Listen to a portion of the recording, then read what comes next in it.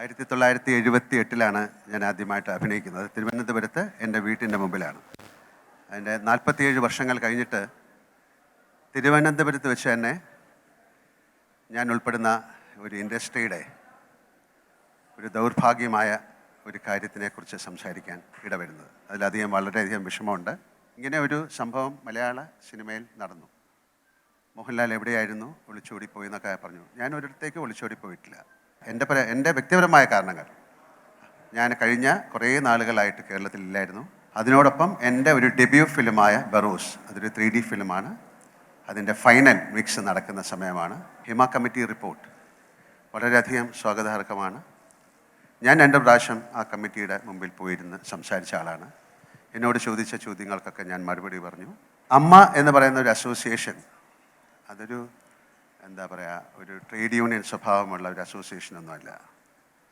ഒരു ഫാമിലി, ഒരു കുടുംബം പോലെയാണ്. 500 പേരുള്ള ഒരു ഫാമിലി. പക്ഷേ ഇപ്പം എന്തുകൊണ്ട് ഞാൻ അതിൽ നിന്ന് മാറി, ഞങ്ങളെല്ലാവരും മാറി എന്ന് പറഞ്ഞാൽ, ഇതിന് ഉത്തരം പറയേണ്ടത് മലയാള സിനിമ മൊത്തമാണ്. കാര്യം ഹേമ കമ്മിറ്റി റിപ്പോർട്ടിൽ ഒരു കാര്യം മാത്രമല്ല ചൂണ്ടിക്കാണിച്ചിരിക്കുന്നത്. സിനിമയിലെ മറ്റ് പല ഭാഗങ്ങളിലുള്ള പല കാര്യങ്ങളും എന്തൊക്കെയാണെന്ന് നിങ്ങൾക്കറിയാം എന്നെക്കാളും കൂടുതൽ. അപ്പോൾ ആ കാര്യങ്ങളിലേക്കൊക്കെ നമുക്ക് ഒരുമിച്ചാണ് മുന്നോട്ട് നീങ്ങേണ്ടത്.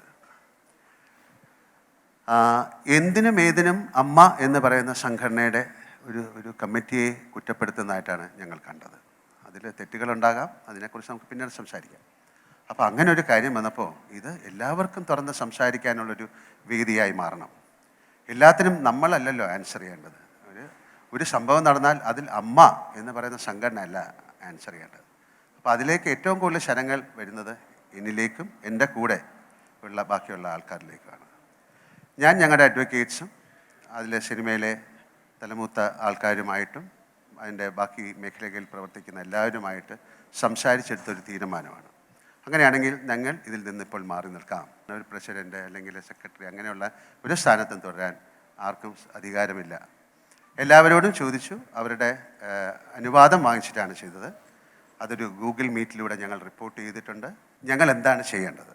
മലയാള സിനിമയ്ക്ക് പെട്ടെന്ന് ഇതൊരു ഇൻഡസ്ട്രി തകർന്നു പോകുന്ന ഒരു കാര്യമാണ്. ഇത്രയോ 10,000 കണക്കിന് ജോലി ചെയ്യുന്ന ആൾക്കാർ ജോലി ചെയ്യുന്നതാണ്.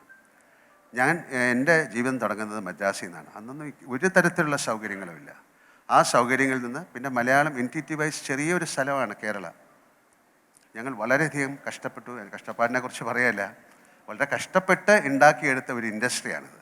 ഒരുപാട് നല്ല ആക്ടേഴ്സ് ഉണ്ടായിരുന്ന ഇൻഡസ്ട്രിയാണ്, ഉള്ള ഇൻഡസ്ട്രിയാണ്, ഉണ്ടാകാൻ പോകുന്ന ഇൻഡസ്ട്രിയാണ്. മറ്റ് ഭാഷകളിലേക്കൊക്കെ പോകുമ്പോഴാണ് നമ്മുടെ സിനിമയുടെ മഹത്വം അറിയുന്നത്.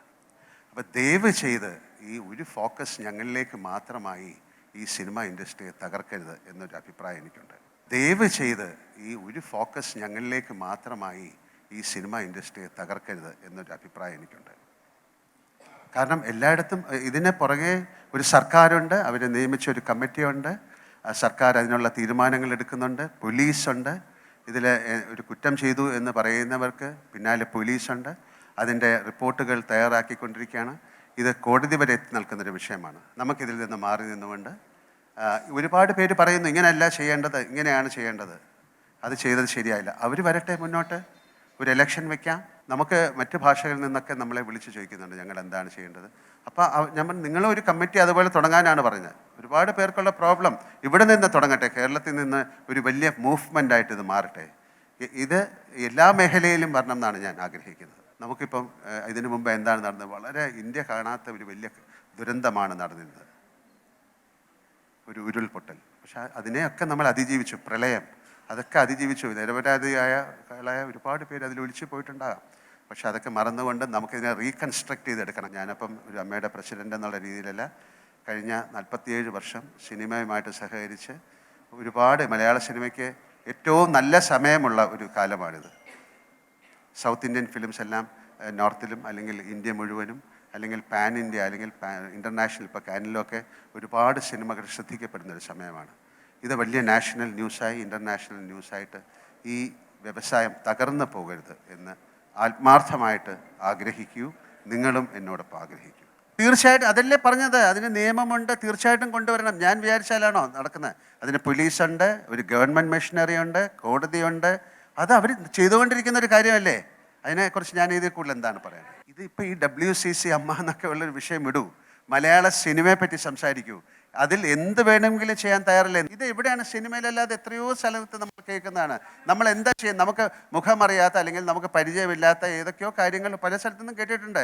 അതിനൊക്കെ നമുക്ക് ഒരാൾ അമ്മ എന്ന് പറയുന്ന സംഘടന ഇതിനെല്ലാം പ്രതികരിക്കണം എന്ന് പറഞ്ഞാൽ നമുക്കിതറിയാം. ഇതൊരു വലിയൊരു ഇൻഡസ്ട്രി അല്ലേ? ഇത് എന്താ നടന്നിരിക്കുന്നതെന്ന് അറിയില്ലല്ലോ. ഒരു മിനിറ്റ് ഞാനൊന്ന് പറഞ്ഞോട്ടെ. അപ്പോൾ ഇപ്പോൾ കൺസേൺഡ് 21 യൂണിയനുകളുണ്ട്. അതിൽ എന്തെങ്കിലും പ്രോബ്ലം ഉണ്ടെങ്കിൽ അവരെല്ലാം അറിയിക്കണ്ടേ?